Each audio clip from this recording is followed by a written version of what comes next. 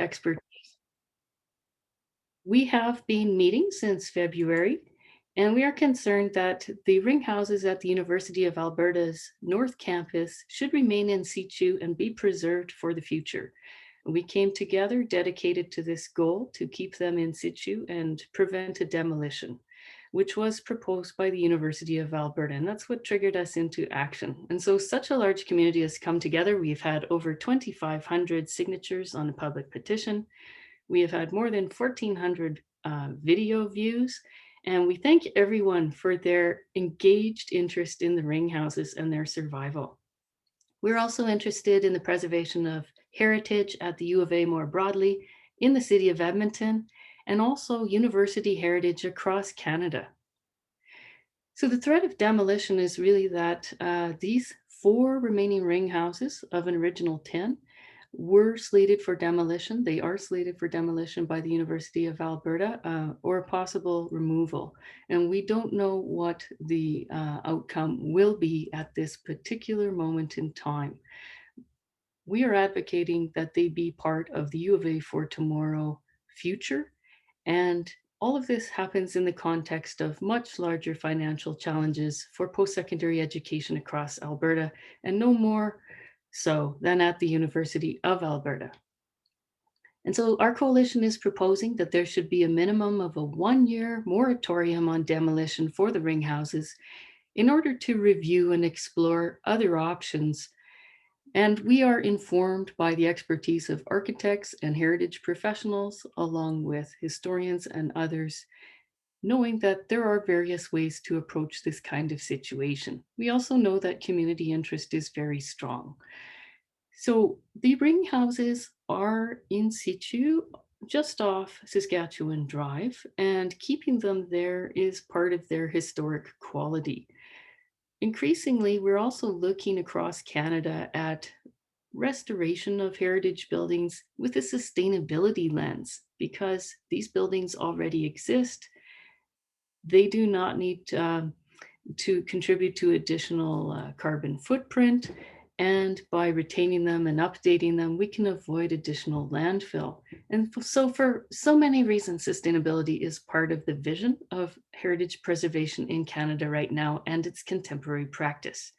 So we would say that the ring houses can be an essential part of the university's sustainability goals. Well, now I'm going to throw to a PhD student from the Department of History and Classics, Connor Thompson, who is our researcher, to tell us more about the heritage value of the ring houses. Over to you, Connor. All right, thanks, Perlan. Yeah, so there's just such a tremendous historical and heritage value to these houses, and lots of stories that could be told about them. So I'll do my best not to get lost in my anecdotage in speaking about these buildings, because there is so much history that's encapsulated in them at the local university level, which I think is maybe the most obvious, but also Albertan and really Canadian history. There's multiple Order of Canada recipients who have resided in these houses at some point or another. But it's important to recognize as well that these were not just residences, that they also served a variety of functions and a variety of organizations were housed here over the course of their life. So if we can go to the next slide, Perlan. And part of the heritage value with these structures is the site itself.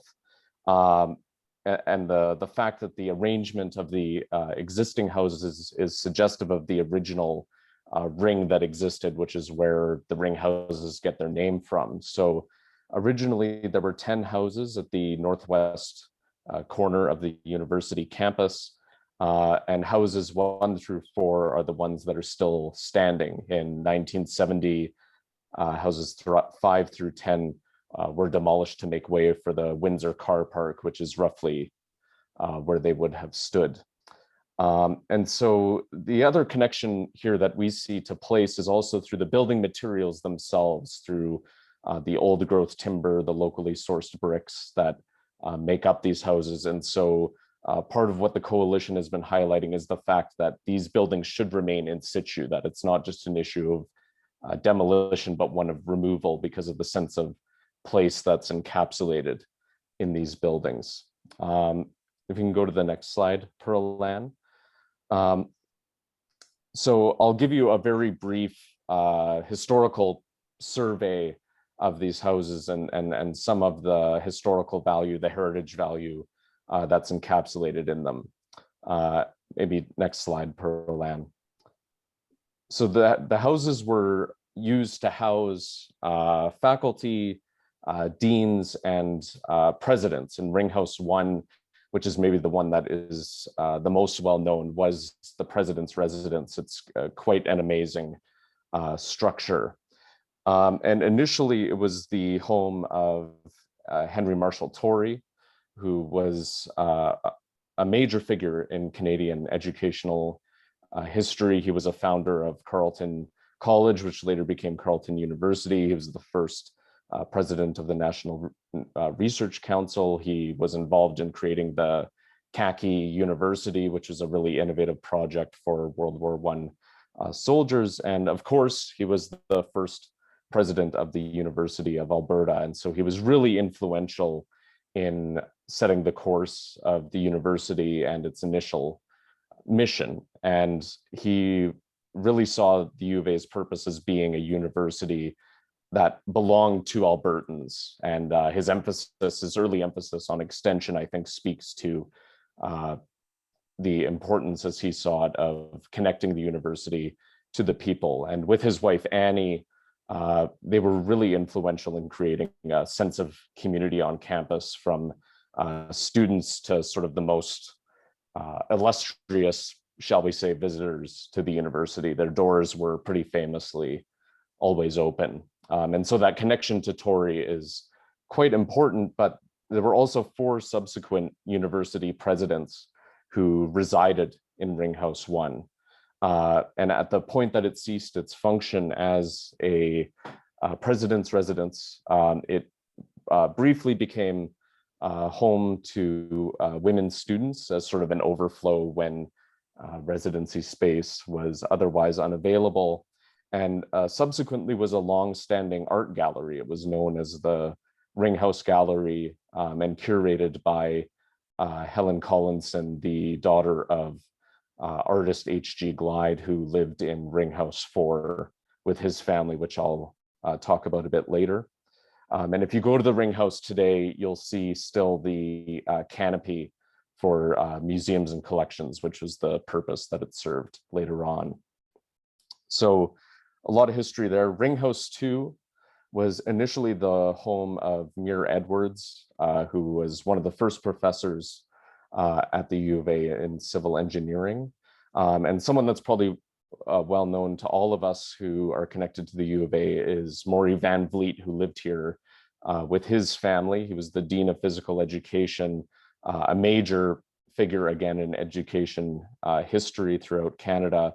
And he lived here with his family from the 1950s to the 1970s. And he was very fond of this place. There's a wonderful article from 1970 at the time of the other demolitions, where he says that the only way he would leave his home is if he retires or he's chased out by a bulldozer. So he was really fond of his home here. And later, this house was the home of the U of A Press, and in its just about 20-year history being housed here, saw many very important publications emerge. So the U of A Press, again, made its home in Ringhouse 2. Next slide, Pearl-Ann. Ringhouse 3 initially was the home of William Carr until 1936, when he became the U of A president, at which point he moved into Ringhouse 1. And after that, there was sort of a variety of people who made their home here, including philosophy professor Dr. Herman Tennyson in the 50s. But Ringhouse 3 served a very interesting purpose in that from 1969 to 2010, it was actually a kindergarten run by the Faculty of Education. And so you can imagine the community connections with this house through that kindergarten. And the coalition has had a variety of people come forward, from people who were involved in administration to former students who talk about how important this place was to them. And so again, that speaks to sort of the broader community connections that these buildings serve. Next slide, Pearl-Ann. And Ring House 4 was initially the home to Adolf Lehman, a chemistry professor and early member of the University of Alberta. And as I've already mentioned, and maybe some of you were at the wonderful presentation yesterday about the Glide family, in the 1950s, it was home to artist H.G. Glide and his family. And Glide was a really interesting person involved in the Banff Center for Fine Arts. A lot of his art still hangs in the University of Alberta. And his children really continued that family's connection to the U of A through Henry Glide, who was a U of A Rhodes Scholar and later the chair of physics, and through daughter Helen, who, as I've mentioned, curated the gallery in Ring House 1. So next slide, Pearl-Ann. And so really, I think that even though these structures were initially used as residences, we can see the variety of other uses that these buildings were, the variety of other uses that these buildings served. And this suggests sort of the potential future for the ring houses and their ability to be reimagined and regenerated. And so to speak a little bit more about that and what those possibilities might be, I'll now turn it over to architect Shafraz Kaba, who's done some amazing work on regeneration and reimagining the ring houses. So Shafraz, over to you. Thank you, Connor. I won't take credit for all of the ideas. I think it's the Ring House Coalition that actually really energized the entire team. And we started with really what does success look like? And we asked a lot of stakeholders, including faculty, including Windsor Park residents, including people who are very close to these ring houses already, what would be great to really make the case to save them. And really the context, as Connor described, is extremely important, his historic context as well as the site context and landscape. As you'll see in a minute, the ring houses are nestled within this really neat northwest corner of the campus, and they're really surrounded by an amazing canopy of trees that really embrace them. And it would be a shame to actually take them out of the context if they were going to be moved. And frankly, when we started to look at how the campus plan would be, you're not actually saving a lot of space or creating new development space if they were removed. So that was a key part of what success looked like. And furthermore, we talked about how the ring houses could be a didactic tool or a precedent-setting example of how to do heritage retrofits for energy efficiency for the 21st century. And all of this is really based on how we can engage both the university and the public and the neighboring communities to make this a bridge or sort of a connector to the Windsor Park community, a connector to the River Valley, and really help create that really dynamic space that somewhat the university lacks in bringing people to campus. So those are some of the key success factors. And from that, we really wanted to understand who could be stakeholders or users of the ring houses and what type of programmatic ideas could be. And so we have, as you see here, a plethora of ideas, everything from housing and different types of housing for alumni to students to even people who want to live in this community to an idea that we have to create a hybrid program where we really mix ideas and uses that the university needs. So as Connor described, like reimagining how some of those ring houses can lend themselves to living lab opportunities because of their small scale nature, or how they could become a boutique hotel, or how they can become a microbrewery. So, and when we really started to master plan this and take those ideas, it really made sense to look at how the university club is central to this arc of the four remaining ring houses, and how that university club can offer the services for food, for beverage, for sort of the amenities it already has there as a leverage to develop these further. And then sort of the third phase of this idea is really to activate the very northwest corner, between 116th Street and Saskatchewan Drive into this is where the density or the development the university can build on can really take advantage of, because right now it's half of it is a paved parking area, and the other half was once part of what used to be the alumni club that is no longer there. So we're very sensitive to try and retain the landscape. So as you can see in this diagram, there's still existing trees. And with that idea, we wanted to nestle sort of this development idea that takes advantage of a bigger strategy of how to provide the space, everything from academic programs.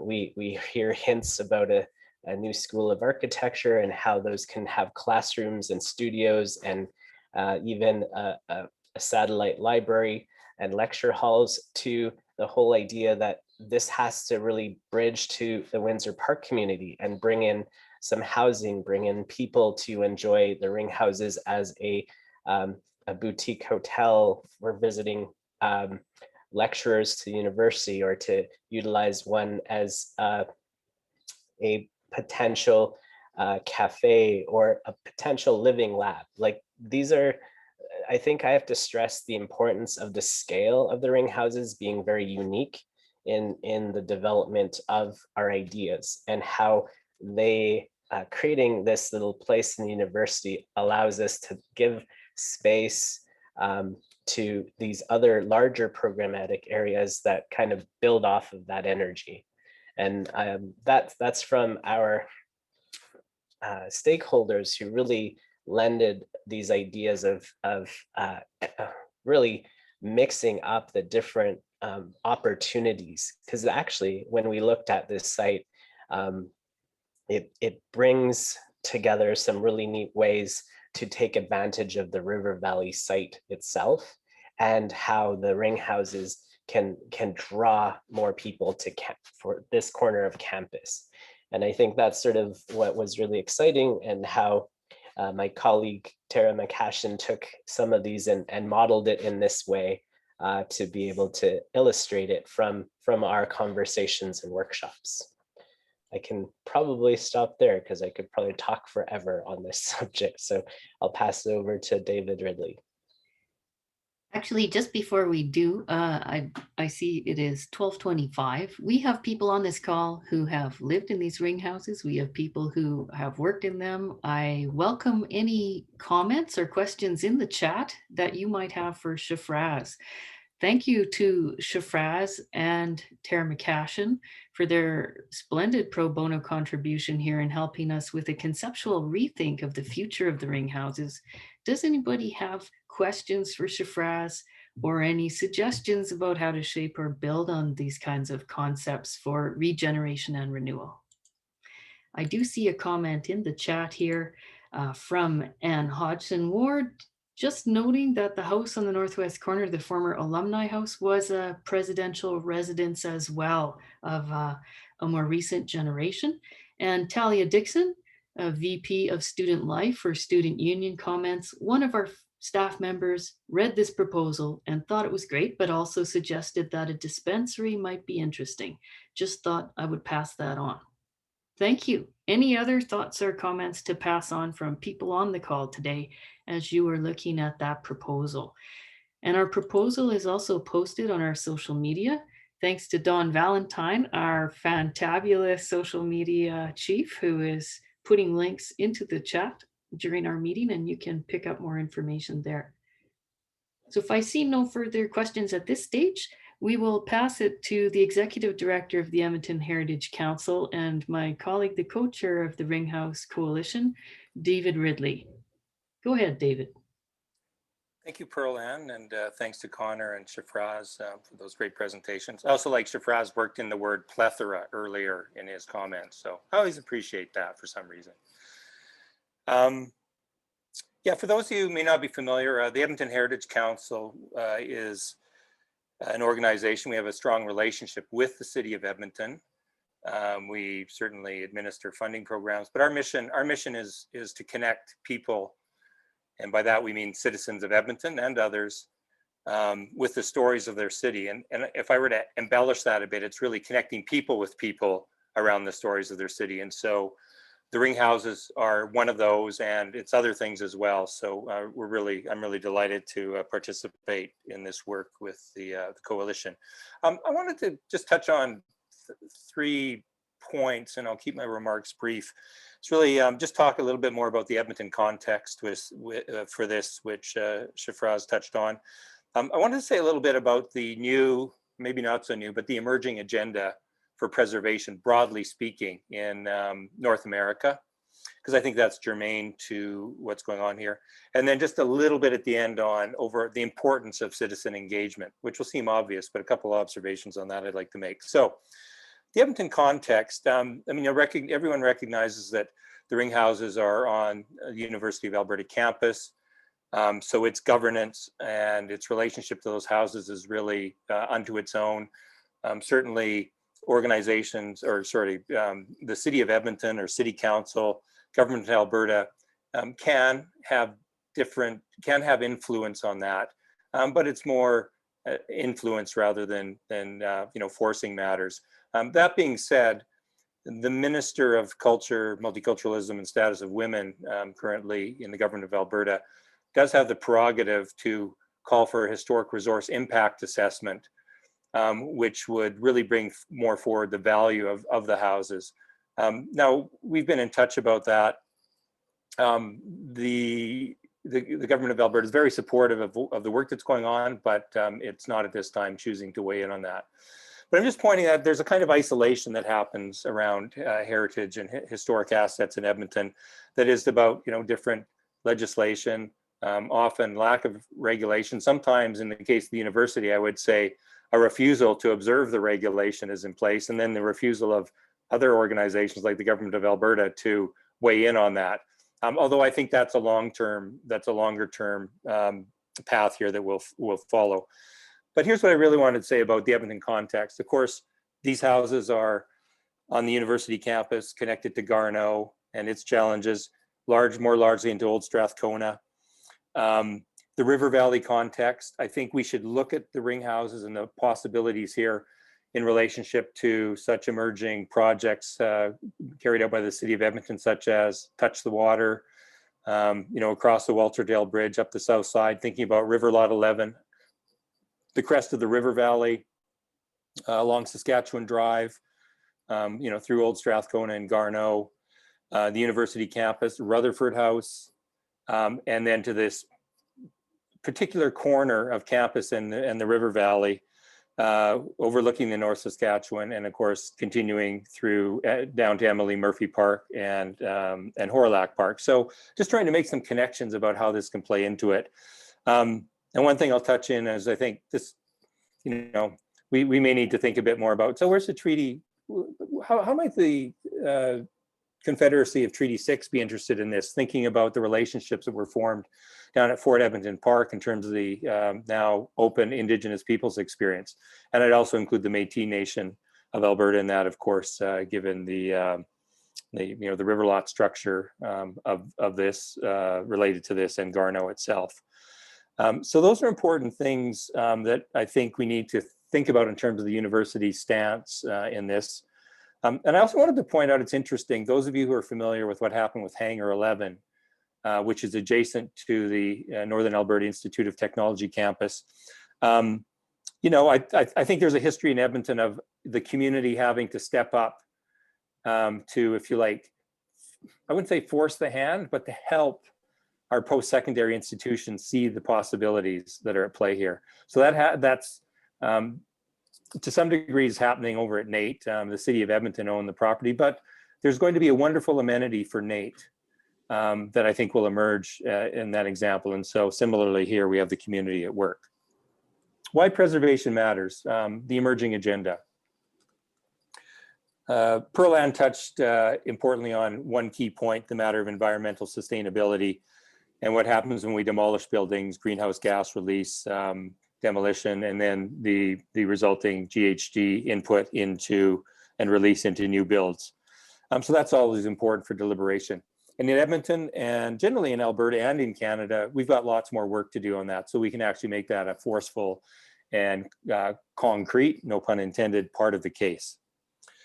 The second thing, I think the proposal that Shafraz has just spoken to, it shows the importance in the emerging agenda of really building out the cultural, economic, and social value of preservation. Not just for preservation's sake, but because this is integrated with a whole lot of other good things that need to happen. It's not just about preserving a historic place or making great urban places, although it certainly does that. It's really about the larger value proposition that's now being made in instances like this. And then the third one, which I think is in terms of the new agenda, and I think this is a tricky one for the coalition, but I think we're really doing well on the first two. Most people recognize that the history of preservation in North America, to some degree, but less so in Europe, has been a bit around, what's the architectural features of this, why this matters. There's an element of connoisseurship in it, which can be important, but we really have to think about how these things play in the reality of where we live in the larger pluralistic society and the demographics of the city and the province of which we're part of.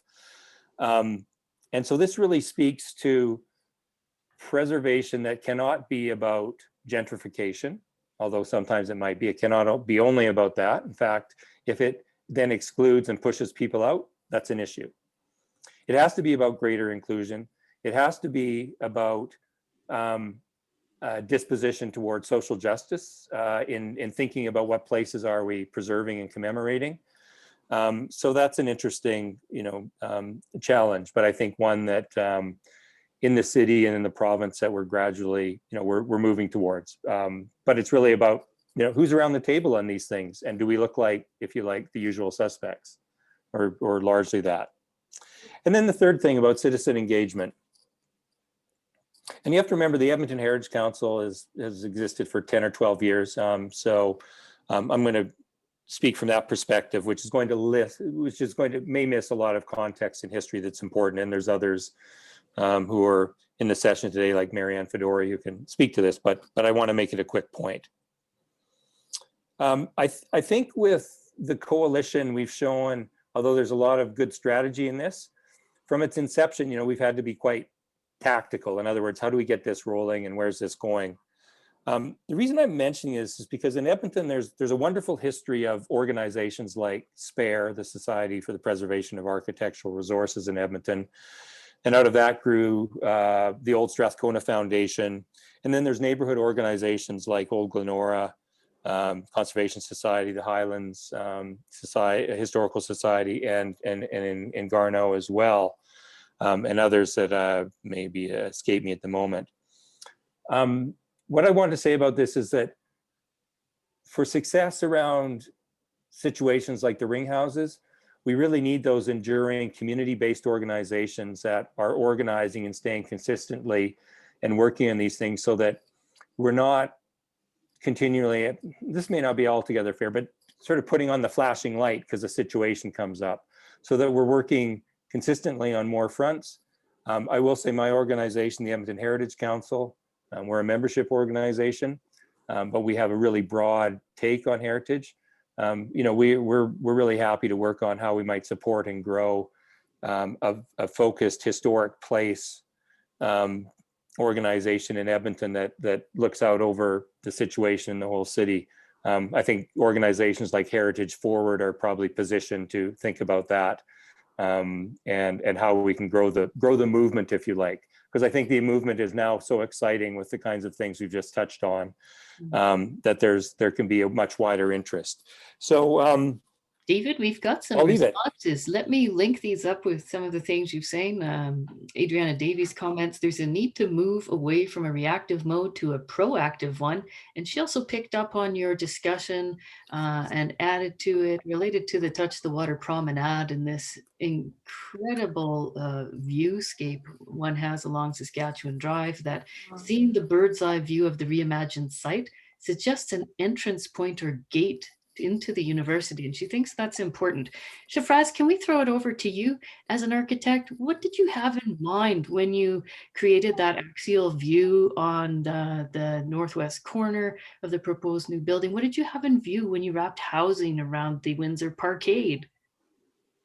Well, I guess the ideas really emerged from the coalition about creating alumni housing, or creating more opportunities in the Windsor Park community to age in place, or to live in the community that doesn't quite have a housing typology that could be for downsizing. So we wanted to wrap the Windsor Parkade with townhomes, or some loft units that could actually hide sort of what is a very prosaic, boring utilitarian parkade, and try to, again, make that northwest corner a gateway into campus.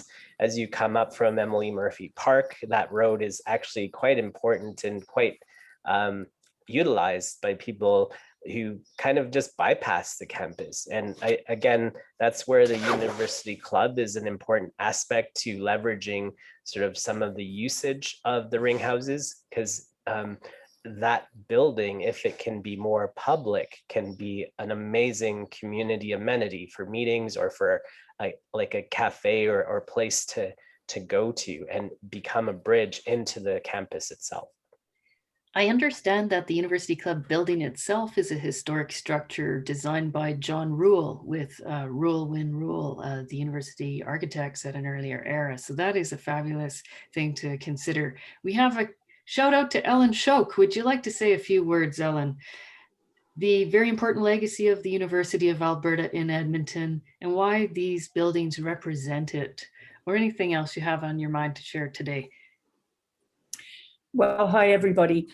I've written 4 books about the U of A, and the ring houses to me are such a central part of the university, and really have been ignored, I think, for many years. So I'm so happy to watch this group of heritage professionals and allied people do what they're doing. Tomorrow, I'm going to take the Students' Union on my annual tour of campus. So we'll have a look at the ring houses. So Talia, so that the younger generation can begin to, I think, bond with their university in a different way. I've done these tours for years. And students, Pearl Ann, I know you've had this too from your class, say, why have I not been taught about the history of the university in my first year? And I think that's something else that would be maybe a focal point for this reimagination of the ring houses, that students can get a grip on where they live and work. So, I was on campus for many years. I think, what I have to think, maybe 40 years before I started to learn about the history. And I learned about the history from a man who was then in his 90s and had been on the campus in the 1920s. And that's what got me started on writing the books. So some of you may know that I wrote an op-ed to the Edmonton Journal, where I talked about the ring houses as carrying the DNA of the university. Our first 50 years are embodied in those homes. And I know Henry Glide is here. I know there's Van Vliet here. Their parents were, first presidents from first to fifth, deans, and Henry told me that, and he could speak to this himself, that the president and all of his deans would meet around the ring houses and talk informally about, where is the university going? How can we deal with this problem? And I think that really is the bedrock of collegial governance, which has been a hallmark at the U of A, and I hope it continues so. So I'm just so happy to see so many people interested in the ring houses, talking about the ring houses, involved in the ring houses. And, I really applaud all of you for your work. So thank you. Thank you, Ellen. And we're in our final 8 minutes here. I'd like to call on Dr. Sarah Carter, who is my volunteer colleague as co-chair of the Ring House Coalition. She's also in her day job a Henry Marshall Torrey Chair, specialist and distinguished historian of the Canadian Transnational West. And I'd like to pass it over to you, Sarah. A few words. Thank you, Pearl Ann, and thanks, Ellen, and all the other presenters today. It is great to see so many of you out. I'll just keep my remarks brief today. I'm going to comment or just alert you to the fact that the ring houses are on the National Trust's top 10 endangered places list. And I think Dawn could put a link to that. It's certainly on our Facebook, but if she could put a link to that announcement that we are on this top 10 endangered places list. And a member of our coalition, Chris Webb, is a member of the National Trust. The National Trust is Canada's national charitable not-for-profit organization that leads and inspires action for places that matter. And they have a long track record and a team that's passionate about the future. But what's really great is that they shine a national spotlight on endangered heritage places. And they want to stress, that not only the history of these buildings, but what needs to change. And that they stress that the demolition announcement spotlights the systemic challenges facing older heritage buildings on post-secondary campuses across Canada. And we've just become aware of, and we're not quite clear what's happening in Saskatchewan with some of their historic barns, for example. Alberta is one of the only Canadian provinces with legislation that does not allow heritage designation of buildings on post-secondary campuses by either provincial or municipal governments. And so this means that there's currently no mechanisms for assessing and protecting the community value of these publicly held heritage assets. So the National Trust believes that Canada needs policies and laws that promote the retention and reuse of existing buildings. And they stress the issue of addressing climate change. So they are asking that the public sign our local Heritage Coalition open letter and write to President Flanagan. The only other thing I wanted to stress today, and this is a point that Catherine Cole, who couldn't be here today, is often stressing, is that yes, these are times of increasingly scarce resources, but there is funding available to save the houses from all three levels of government that would not otherwise be allocated to support research and learning here at the U of A. So funds would not be diverted from these functions. And Catherine mentions the Edmonton Community Foundation, Alberta's Cultural Heritage Preservation Partnership Program, Edmonton Heritage Council, and she argues that depending on the future and use of these houses, they could generate revenue from government grants, foundations, corporate sponsorship, social enterprise sales, facility rental leases, programming, and admissions. So those are my remarks today. Thanks again, everybody. Thank you very much, Sarah. Are there any comments or questions in the chat before we move along here? There has been an interest among so many people and indeed potential donors in backing the restoration costs of these buildings, which as a whole would make an interesting project for a move forward toward their preservation. And so I want to pass it over to Marianne Fedori. She's an award-winning and nationally recognized heritage leader, past president of the Edmonton District Historical Society, and past chair of the Edmonton Historical Board. Thank you so much, Marianne, for coming on our call today. Go ahead. Thank you. And my screen does say Pearl Ann. Sorry, I had trouble coming in, so I was using her link. I feel like we are joined at the hip though, Pearl Ann. So It's a piggyback on this window. pardon me. It's a piggyback. I always wanted to be cloned, Marianne. This is good news. Go ahead. That's great. And actually, just a correction, I was not president of the Edmonton and District Historical Society, the Historical Society of Alberta. But the Edmonton and District Historical Society is a chapter, and the Historic Weeks started about 30 years ago, actually, in Calgary. And these weeks are really, really important. So thank you to the Edmonton and District Historical Society for helping us be part of this event, and also to congratulate them on their 25th anniversary of the event. So Historic Weeks are really about walking, and I'd like to really invite everyone walking and visiting heritage resources to come to the site. Let's see that energy. Let's feel the energy that Shafraz is talking about. The beauty of these buildings, the beauty of these trees, the sites, the vistas. We all know in our hearts that these buildings are not ready to leave us. They are not at the end of life. They need a rebirth. And that's where we need to go.